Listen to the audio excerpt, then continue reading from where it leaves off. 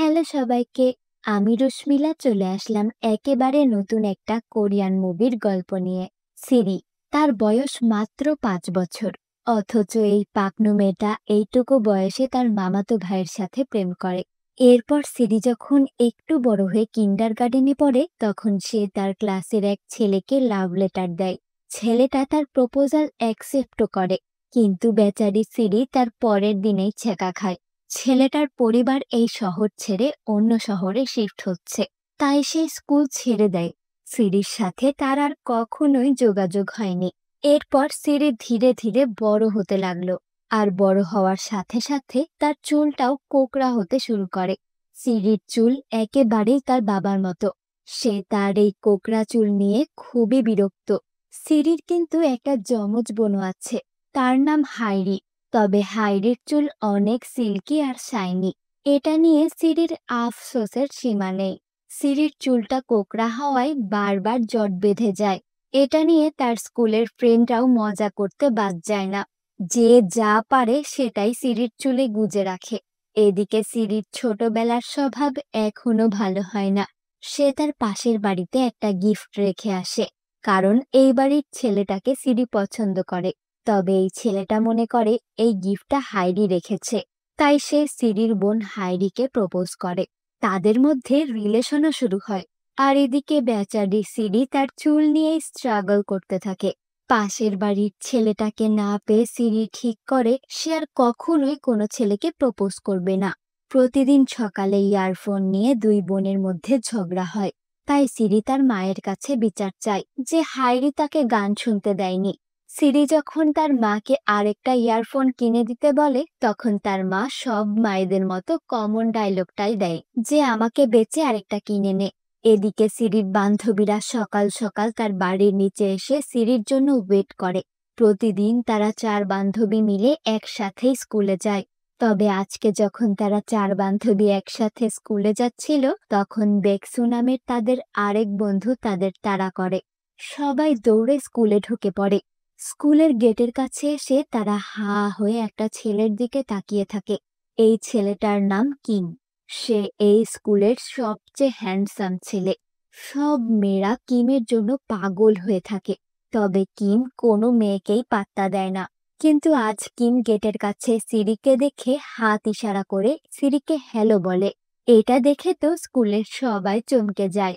আর সবচেয়ে অবাক হয় সিরি। কিম চলে গেলে তার সব বান্ধবীরা সিরিকে চেপে ধরে। তারা জিজ্ঞেস করে এটা কিভাবে সম্ভব। সিরি বলে আসলে কাল সমুদ্রে সে সুইমিং করতে গিয়েছিল, তখনই তার সাথে কিমের দেখা হয়েছিল। আজ স্কুলে তাদের পরীক্ষার রেজাল্ট বেরিয়েছে। যখন তারা রেজাল্ট শিট চেক করে, তখন দেখা যায় কিমের নাম লিস্টের সবার উপরে। তাই সিরি মনে মনে ঠিক করে তাকেও পড়াশোনা করতে হবে, তাহলে সেও রেজাল্ট লিস্টের প্রথমে থাকবে।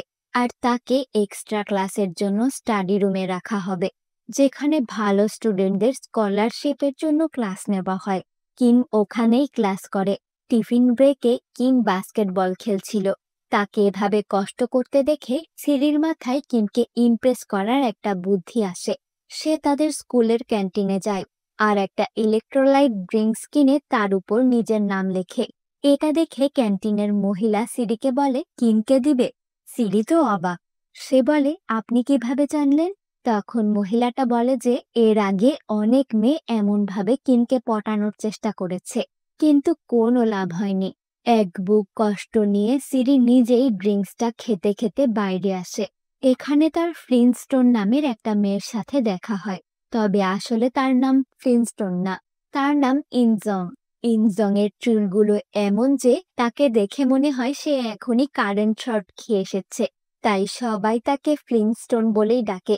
স্কুলে তারা দুজনই আছে যারা তাদের চুল নিয়ে এতটা ঝামেলায় আছে।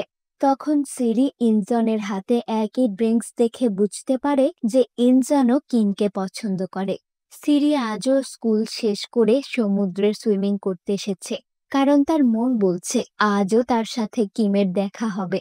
সে তার স্কুল ড্রেসটা সুন্দর করে গুছিয়ে রাখে আর কিমকে কল্পনা করে।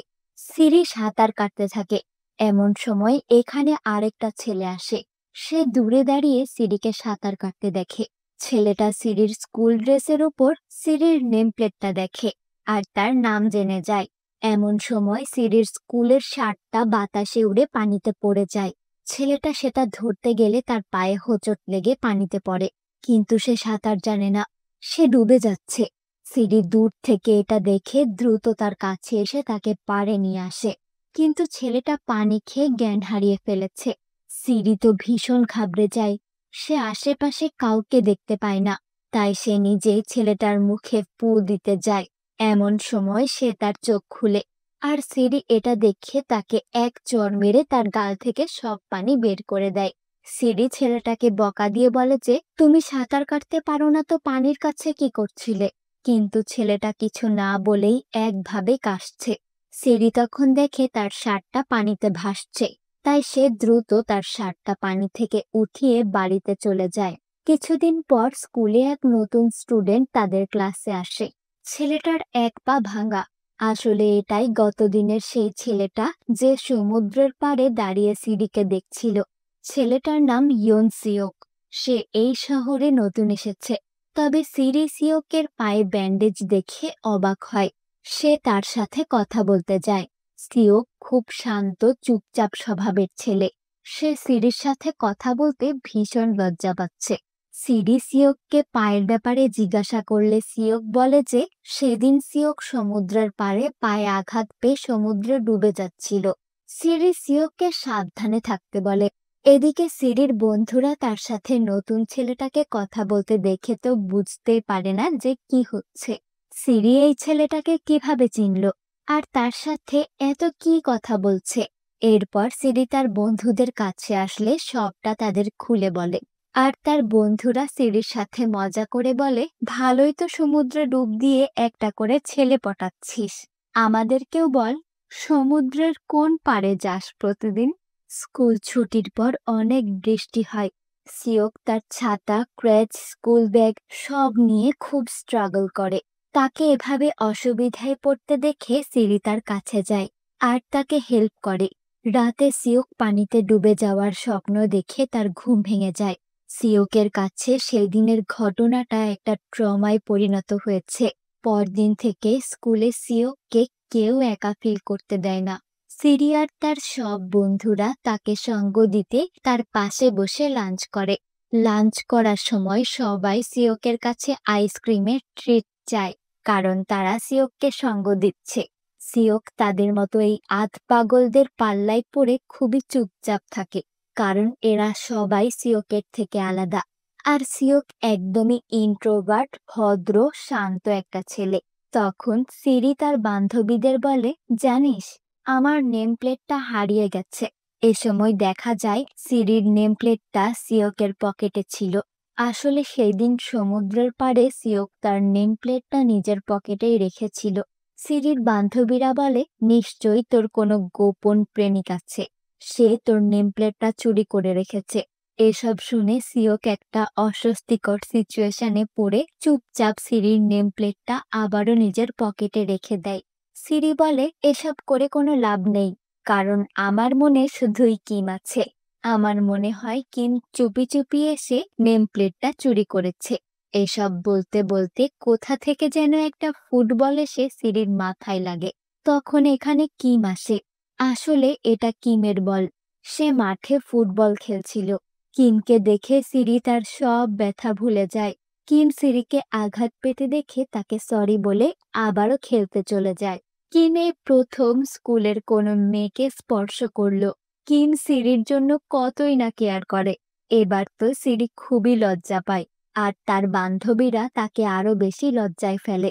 তারাও এটা দেখে অবাক হয়। তবে সিওকের মতে এখানে এত খুশি হওয়ার মতো কিছুই হয়নি। আসলে সিওক জেলাস হচ্ছে। একদিন ক্লাসে সিরি একা বসে পড়ছে। এমন সময় তার কানে আসে ক্লাসে কিছু মেয়েরা কিমকে নিয়ে আলোচনা করছে।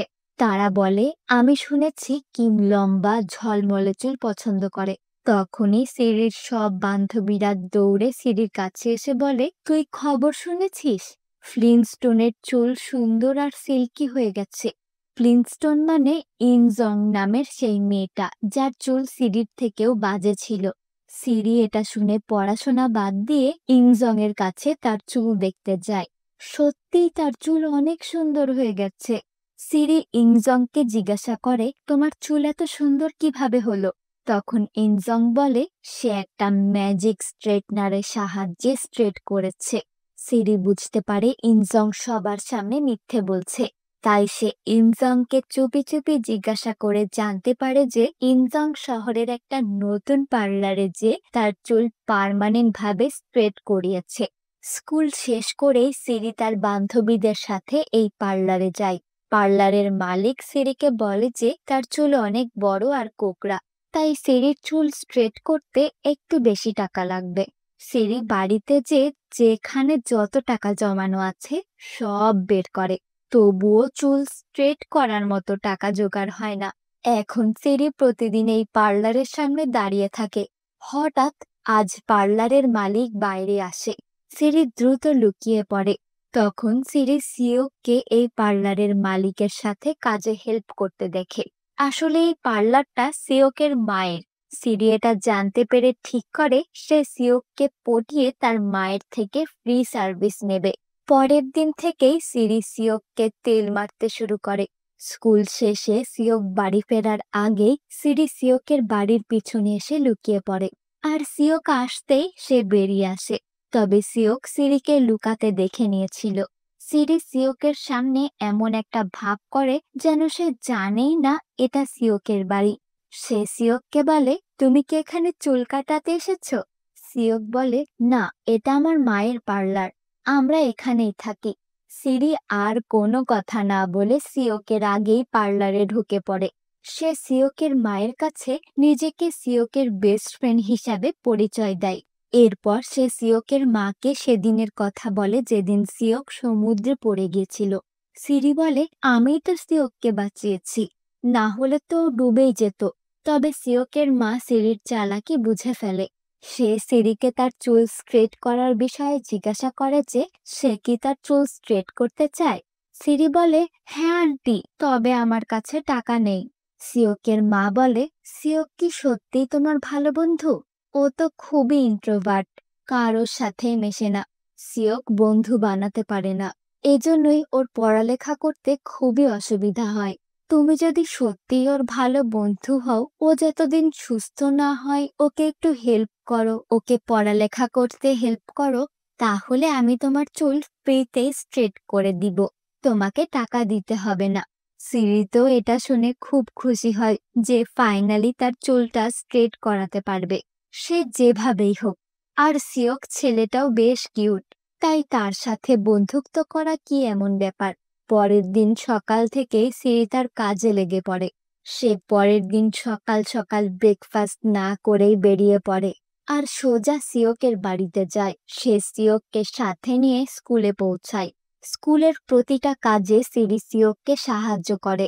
সিওক জানে যে এগুলো সিরি নিজের স্বার্থের জন্য করছে, কিন্তু সিরিকে তার জন্য এমন এফোর্ট দিতে দেখে সিওকের ভালোই লাগে। স্কুল শেষ করে তারা দুজনে বাড়িতে ফিরে আসে। সিরি সিওকের মায়ের কাছ থেকে তার পার্লারের লিফলেটগুলো নিয়ে রাস্তায় বেরিয়ে পড়ে। সে সবাইকে লিফলেট বিতরণ করতে থাকে, কিন্তু রাস্তার মানুষকে এভাবে বিরক্ত করায় সবাই সিরিকে বেশি কথা শোনায়। সিওক ভীষণ রেগে যায় আর সে সিরিকে এমনভাবে লিফলেট বিলি করতে নিষেধ করে। এমন সময় এই রাস্তা থেকে কিম এবং তার বন্ধুরা যাচ্ছিল। কিমকে দেখে সিরি তাড়াতাড়ি সিওকের পিছনে লুকিয়ে যায়। সিরি সিওককে নড়াচড়া করতে নিষেধ করে, কারণ কিম সিরিকে সিওকের সাথে দেখলে সিওককেই তার বয়ফ্রেন্ড মনে করবে। কিম চলে গেলেই হঠাৎ প্রচন্ড বৃষ্টি শুরু হয়। তাদের কাছে ছাতা নেই, তাই সিরি সিওককে নিয়ে তাড়াতাড়ি তার বাবার স্টাডি রুমে চলে আসে। তবে সিওকের পায়ে ব্যথা থাকায় তারা বেশি দ্রুত আসতে পারে না। এভাবে ভিজা জামা কাপড় পরে থাকলে সে আরো বেশি অসুস্থ হয়ে পড়বে।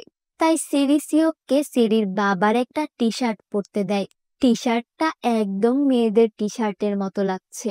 সিওক ভাবে এটা সিরির টি শার্ট। এরপর সিরি সিওককে অনেক কমিক্স বই দেখায়। সিওক কখনোই কমিক্স বই পড়েনি। আসলে সিওক এগুলো পড়তে পছন্দ করে না, তাই সে কখনোই পড়তেও চায়নি। তবে আজ সিরি জোর করে তাকে এগুলো পড়ায়। সিওকের মা সিরিকে সিওকের পড়াশোনায় হেল্প করতে বলেছিলেন, আর সিরি তাকে কমিক্স বই পড়াচ্ছে। সিরি সিওককে বকা দিয়ে কমিক্স বই পড়ায়। এমন টিচার থাকলে তো সবাই ফার্স্ট হয়ে যাবে। তো সিরি সিওককে বলে, তুমি নিয়মিত এই স্টাডি রুমে এসে কমিক্স পড়বে, তাহলে তোমার মন ভালো থাকবে। কিন্তু তোমাকে কথা দিতে হবে যে এখানকার কথা তুমি কাউকে বলবে না। সিওক বলে, ঠিক আছে, বলবো না। এবার সিরি তাকে এই স্টাডি রুমের তালার কোডটা বলে দেয়। তবে সিওক যদি ভুলে যায়, তাই সে এটা সিওকের হাতে লিখে দেয়। রাতে সিওক সিরির কথাই ভাবে। খুব অল্প সময় মেয়েটা তার মনে জায়গা করে নিয়েছে। সে সিরিকে মিস করে, আর তার হাতে সিরির লিখে রাখা তালার কোডটার দিকে তাকিয়ে থাকে। সিরি ঠিক করে সে কিমকে প্রপোজ করবে। তাই সে তার বন্ধুদেরকে নিয়ে কিমের জন্য এক বক্স অরিগ্যামি বিটস তৈরি করছে। সিওক এগুলো দেখে বলে, আমি অরিগ্যামি পারি না।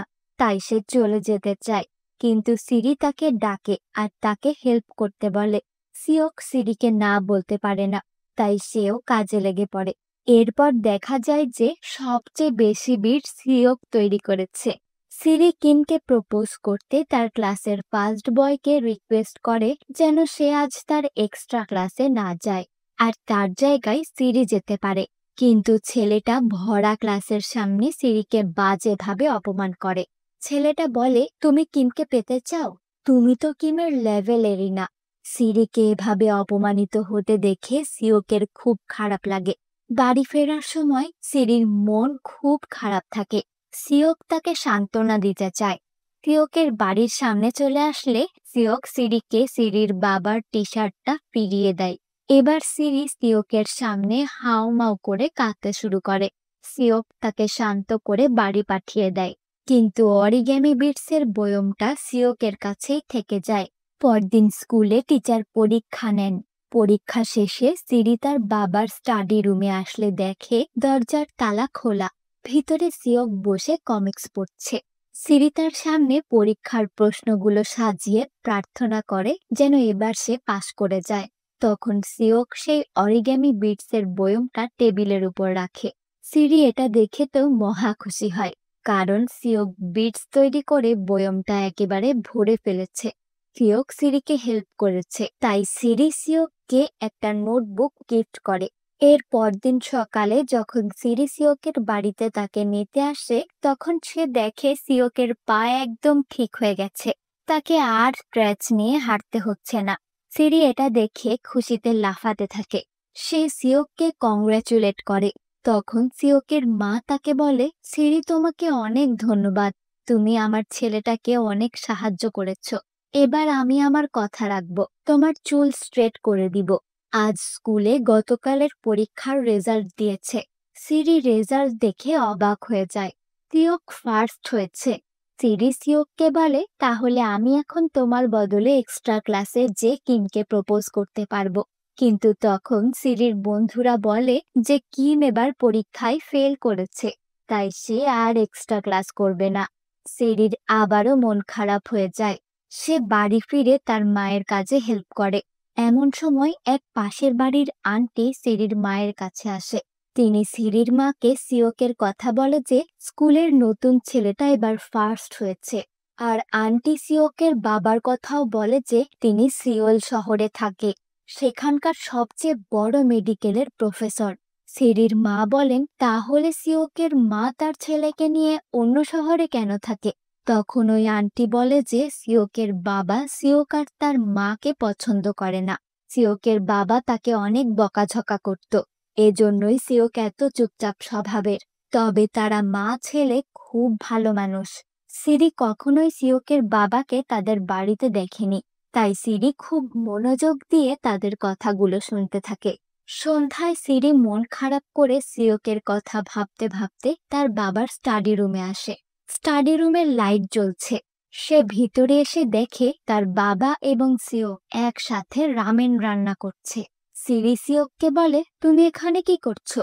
সিরির বাবা বলে, সিওক এখন কিছুদিন এখানেই থাকবে। সিওক সিরির সাথে সাথে তার বাবারও ভালো বন্ধু হয়ে গেছে। সিরির বাবা সিওককে একটা নতুন ক্যামেরাও দেন। কিছুদিন পর স্কুলে জানানো হয় যে এই সপ্তাহের শেষে তাদের স্কুল থেকে বাইরে স্টাডি ট্যুরে নেওয়া হবে। সিরি ঠিক করে নেয় যে সে তখনই কিমকে তার মনের কথা বলবে। এটা নিয়ে সে তার বন্ধুদের সাথে নানান প্ল্যান করতে শুরু করে। এদিকে আজকে স্কুলের গেম ক্লাসে টিচার দুইটা ক্লাসের স্টুডেন্টদের জোড়ায় জোড়ায় ভাগ করে দেন।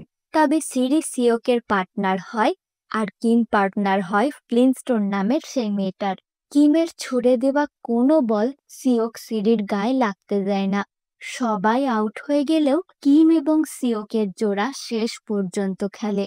কিন্তু শেষ মুহূর্তে সিওক বল ছুড়লে সিরি সেটা দেখতে বলের সামনে চলে আসলে বলটা সিরির চোখের ওপর লাগে। সিরি মাটিতে পড়ে যায়। কিন্তু সিওক জিতা গেম হেরে যাওয়ার কারণে খুব কষ্ট পায়। রাতে সিরি যখন ব্যথায় ছটফট করছে তখন তার ফোনে একটা ভয়েস মেসেজ আসে। কিম সিরিকে একটা ভয়েস মেসেজ পাঠিয়েছে। সে বলে, সিরি, আজ খেলাটা আমার খুব ভালো লেগেছে। যাই হোক, তোমার জন্য খারাপ লাগছে। থাক, কষ্ট পেও না, তুমি আমাকে বাঁচিয়েছ। না হলে আমি নতুন ছেলেটার কাছে হেরে যেতাম। সিরি তো কিমের ভয়েস মেসেজ পেয়ে অনেক খুশি হয়ে যায়। এমন সময় তার ফোনে আরো একটা ভয়েস মেসেজ আসে। এবার মেসেজটা সিওক পাঠিয়েছে। সিওক সিরির ব্যথার কথা জিজ্ঞাসা করে। সে তার না বলে চলে যাওয়ার জন্য সিরির কাছে ক্ষমা চায়, আর তাকে হোম রেমেডি ফলো করতে নিষেধ করে মলম লাগাতে বলে। আসলে সিওক সিরিকে খুব ভালোভাবেই জানে। সে জানে সিরি হয়তো ঠান্ডা ডিম চোখে দিয়েই বসে আছে। সিরি দুটো মেসেজকে তুলনা করে। কিম তাকে সান্ত্বনা দেওয়ার চেয়ে তাদের হেরে যাওয়ার জন্য তাকে খোঁচা দিয়ে কথা বলে। আর সিওক সিরির কত কেয়ার করে। সে তার যত্ন নিতে মেসেজ দিয়েছে। সিরি একটু সুস্থ হলে তার চুল স্ট্রেট করতে সিওকের মায়ের পার্লারে যায়, কারণ এর পরদিনেই তারা স্টাডি ট্যুরে যাবে। কিন্তু সিওকের মা একটু ব্যস্ত থাকায় সে সিওককে সিরির চুলে শ্যাম্পু করে দিতে বলে। সিরি প্রচন্ড লজ্জা পায়। এরপর সিওকের মা সিরির চুল স্ট্রেট করে দেয়। পরের দিন সবাই স্টাডি ট্যুরের জন্য বাসে উঠে পড়ে। তখন সিরি চলে আসে। সবাই সিরির নতুন লুক দেখে অনেক ইমপ্রেস হয়ে যায়। তবে সিওকের তার এমন সোজা চুল মোটেও পছন্দ হয় না। সিওক ওই আধ পাগলি কোকড়া চুলের সিরিকেই বেশি পছন্দ করে। সিরির বান্ধবীরা তার সাথে কিমের বাসে যে কিমের সিটে অরিগেমের বয়মটা রেখে দেয়। তো স্টাডি ট্যুরে সারা দিন তারা খুব এনজয় করে।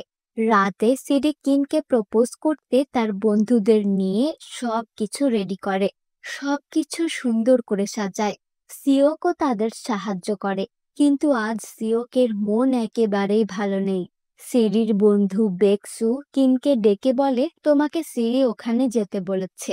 এরপর যখন সিরি এবং কিম কথা বলছিল তখন সিওক আর এখানে থাকতে পারে না। সিওকের ভীষণ কষ্ট হয়, তাই সে চলে যাচ্ছে। সিরি দূর থেকে সিওককে চলে যেতে দেখে।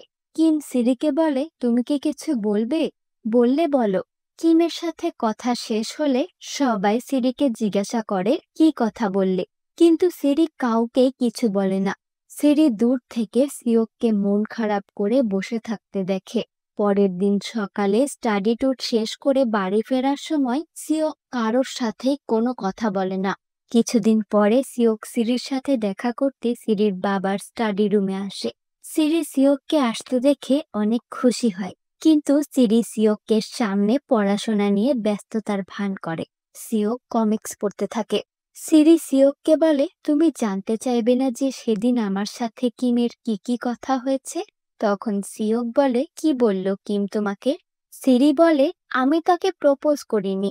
তখন ফ্ল্যাশব্যাকে দেখা যায় যে সিরি যখন সিওককে চলে যেতে দেখে তখন সে কিমকে বলে, কিম, আসলে আমি এতদিন তোমাকে ভালোবেসেছি।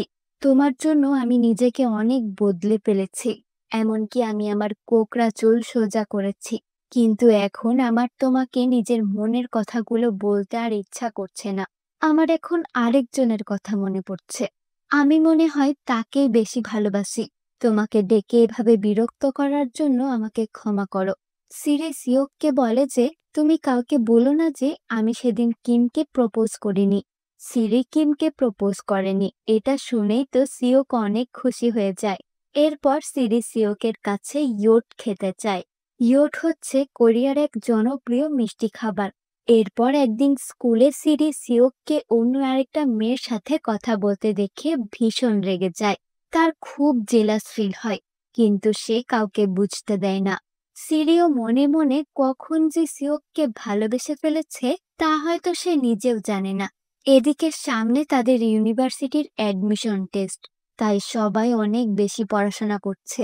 সিওক সিরির জন্য একটা বড় ইয়োট কিনে সে এটা সিরিকে গিফট করে। এত বড় একটা ইয়োট দেখে সিরি অবাক হয়ে যায়।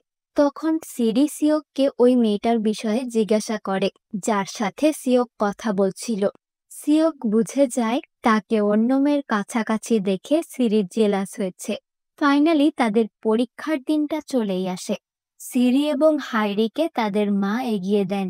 সিরি তখন একটা টেডির বেশে একজনকে দেখে। টেডিটা সিরিকে দেখে হাই বলে। এরপর সে সিরিকে অনেকগুলো গিফট আর শুভকামনা জানায়। এটা আর কেউ না, সিওক। সে সিরিকে জড়িয়ে ধরে। এরপর সিরি খুব খুশি করে পরীক্ষা দেয়। আজ তাদের স্কুলের শেষ দিন। তবে সিরি স্কুল ছুটির পর তার বন্ধুদের অজুহাত দেয় যে সিরিকে বাসায় তাড়াতাড়ি ফিরতে হবে, তার মাকে সাহায্য করতে হবে। তার কিছুক্ষণ পরেই সিওক বলে, আমারও কিছু কাজ আছে, আমিও চলে যাই। তাদের এভাবে আলাদা হতে দেখে অন্য বন্ধুদের সন্দেহ হয়, তাই তারা দুজনকে লুকিয়ে লুকিয়ে ফলো করতে থাকে। আর তাদের সন্দেহই ঠিক, দুজনেই একসাথে আছে। তারা দুজনে সমুদ্রের পাড়ে যায়, যেখানে তাদের প্রথমবার দেখা হয়েছিল। আজ সিওক সিরিকে ওই দিনের আসল ঘটনা বলে, যেই দিন সিরিকে সাঁতার কাটতে দেখে সিওক তার প্রেমে পড়েছিল। আর তার নেম প্লেটটা হারিয়ে যায়নি, এটা সিওকের কাছে খুব যত্নে রাখা ছিল। সে ওই দিন সিরির স্কুল ড্রেসের শার্টটা উঠাতে যেই সমুদ্রে পড়ে গিয়েছিল। সিওক বলে, সেদিন তুমি আমাকে ডুবতে না দেখলে আমার কি হতো আমি জানি না। তুমি যদি আমাকে না বাঁচাতে তাহলে আমি আজ তোমার পাশে দাঁড়িয়েই থাকতে পারতাম না। সিওক সিরির হাত ধরে তাকে প্রপোজ করে। সিরি অনেক লজ্জা পায়, তার মুখটা লজ্জায় লাল হয়ে যায়। সে আর কিছুই বলে না। সেদিন অনেক রাত হয়ে যাওয়ায় সিওক সিরিকে তার বাড়িতে পৌঁছে দেয়। সিওক বলে তারা আবার সামনের রবিবার দেখা করবে। তবে সিরি যখনই তার বাড়িতে ঢুকতেই যাবে, সিওক তার হাত টেনে তাকে কিস করে। সিরি আরো লজ্জা পেয়ে যায় আর তাড়াতাড়ি বাড়ির ভিতরে চলে যায়। ঘরে যে সিরির লজ্জায় লাফালাফি করতে থাকে। এদিকে সিওক বাড়িতে ফিরলে তার মা তাকে বলে যে সিওকের মাকে সামনের রবিবার শহরের বাইরে যেতে হবে। সিওক যেতে চাইলে তার মা বলে বাড়ি ফাঁকা করে গেলে তার কাস্টমাররা ফিরে যাবে, তাই সে সিওককে বাড়িতেই থাকতে বলে, যেন সিওক অন্তত তার কাস্টমারদের জানাতে পারে যে তার মা একদিনের জন্য শহরের বাইরে গেছে। এদিকে পরের দিন সিরি তার পরিবারের সাথে পিকনিকে শহরের বাইরে যায়। সিওক তাকে সাবধানে যেতে বলে। ওদিকে তাদের সব কথা তাদের বন্ধুরা শুনে নেয়। এরপর তারা সিরির কথা মতো রবিবার সমুদ্রের পাড়ে সুন্দর করে একটা ডেট আয়োজন করে। কিন্তু সিরি আর বাকি বন্ধুরা কিছু করার আগেই সিওকের ফোনে একটা কল আসে। তার বাবা তাকে কল করেছে। সিরি সিওককে জড়িয়ে ধরে। তখনই বারবার সিওকের ফোনে কল আসে। সিওক একটা ফোন বুথে যে তার বাবাকে কল করে, কিন্তু কোনো কারণে তার মন খারাপ হয়ে যায়। সিরি সিওককে এভাবে দেখে চিন্তিত হয়ে পড়ে। সিওক বলে তার মা অন্য শহরে যাওয়ার সময় অ্যাক্সিডেন্ট হয়েছে, তাই তাকে এখনই চলে যেতে হবে। সে সিরির কাছে ক্ষমা চেয়ে চলে যায়। সিরির সব প্ল্যান নষ্ট হয়ে যায়। এদিকে সিওক হসপিটালে আসলে দেখে তার মা ভীষণ অসুস্থ, অজ্ঞান হয়ে আছেন। সিওকের বাবা তাকে সব সময়ের মতো অনেক বকাঝকা করেন, কারণ সে এত বড় ছেলে হয়েও তার মায়ের যত্ন নিতে পারেনি। সিওকের বাবা এই শহরের মেডিকেলের ডাক্তার। অন্যদিকে সিরি সিওককে ভয়েস মেসেজ দিয়েও তার সাথে কোনো যোগাযোগ করতে পারেনি, তাই সে চিন্তা করতে করতে সিওকের বাড়িতে চলে আসে। কিন্তু এখানেও কেউ নেই। তখন সিরির মনে পড়ে যে তার পাশের বাড়ির আন্টি বলেছিল যে সিওকের বাবা একটা হসপিটালের ডাক্তার, তাই সে দ্রুত পাশের শহরের উদ্দেশ্যে রওনা হয়ে যায়। সিরি এই হসপিটালের রিসিপশনে সিওকের মায়ের কথা জিজ্ঞাসা করলে তারা তাকে কেবিনটা দেখিয়ে দেয়। সিরি কেবিনের কাছে আসলে সিওককে তার মায়ের সাথে কথা বলতে দেখে। সিওকের বাবা বলে দিয়েছেন যে তিনি আর তাদের কোনো দায়িত্ব নিতে পারবেন না। তাই সিওকের খালা বলেছেন তাদের আমেরিকায় তার খালার বাড়িতে চলে যেতে।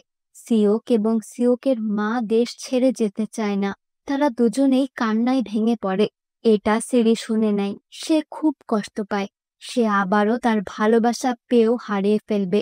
কিন্তু সিরি সিওককে কষ্ট দিতে চায় না। তাই সে একটা ফোন বুথ থেকে সিওককে কল করে বলে যে, সিওক, আমি তোমাকে ভালোবাসি না। আমরা দুজনে খুব ভালো বন্ধু। আমি তোমাকে নিয়ে এর চেয়ে বেশি কিছু ভাবি না। তুমিও আমাদের মধ্যে যা হয়েছে সব ভুলে যাও। ফোনে সিওককে এসব বলতে সিরির ভীষণ কষ্ট হয়। কিন্তু সে অনেক কষ্টে তার কান্না চেপে রেখে সিওককে কথাগুলো বলে, যেন দেশ ছেড়ে যেতে সিওকের বেশি কষ্ট না হয়। সিরি তার শহরে ফিরে আসে। সিরির কথাগুলো শুনে সিওকও ভেঙে পড়ে।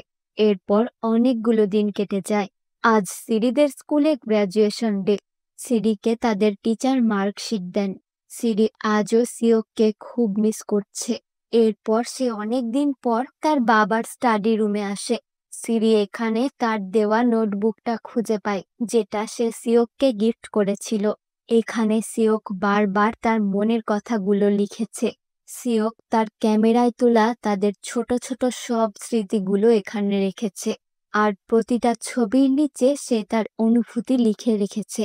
প্রতিটা ছবিতে সিরির প্রতি ভালোবাসা, মায়া আর যত্ন মিশে আছে। সিরি ছবিগুলো দেখে অনেক ইমোশনাল হয়ে যায়। সে এতদিন পর তার বন্ধুদের সাথে বাইরে আসে। তারা একসাথেই লাঞ্চ করে।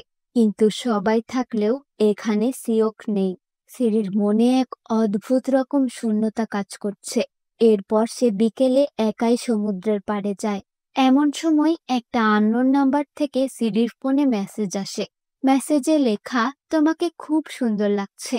সিরি অবাক হয়ে চারিদিক দেখে। তখনই ওই নাম্বার থেকে কল আসে। ওপাশ থেকে সিওকের গলা ভেসে আসে। সে সিরিকে বলে, পিছনে তাকাও। সিরি পিছনে তাকিয়ে সিওককে দেখে। সে কোনো কথা না বলেই সিওককে জড়িয়ে ধরে। সিরি কাঁদতে কাঁদতে বলে যে, তোমাকে ওই দিন বলা কথাগুলো সব মিথ্যে বলেছিলাম। আমি তোমাকে অনেক ভালোবাসি। আসলে ওই দিন সিরি ফোন কেটে দেওয়ার পরেও ভুলবশত একটা ভয়েস মেসেজ সিওকের কাছে চলে গেছিল। যখন সিরি কাঁদতে কাঁদতে তার মনের কথাগুলো সিওককে বলছিল। সিওক বলে, তোমার কান্না জড়ানো কণ্ঠটা শুনে আমার খুব খারাপ লেগেছিল, কিন্তু আমি তখন কিছুই করতে পারিনি। সিওক সিরিকে একটা অরিগ্যানো জার দেয়, যেটার প্রতিটা চিরকুটে সিওকের মনের কথা লেখা আছে। এমন সময় দূর থেকে তাদের সব বন্ধুরা এখানে চলে আসে। আর একটা সুন্দর হ্যাপি এন্ডিং দিয়ে আজকের গল্পটা শেষ হয়। আসলে যে আমাদের সত্যিকারের ভালোবাসে, তার জন্য কখনোই নিজেকে পাল্টাতে হয় না। আমরা যেমন, মানুষটা আমাদের তেমন ভাবেই ভালোবাসে। গল্পটা কেমন লাগলো জানাবে কিন্তু। পরের গল্প না আসা পর্যন্ত আমার সাথেই থাকবে।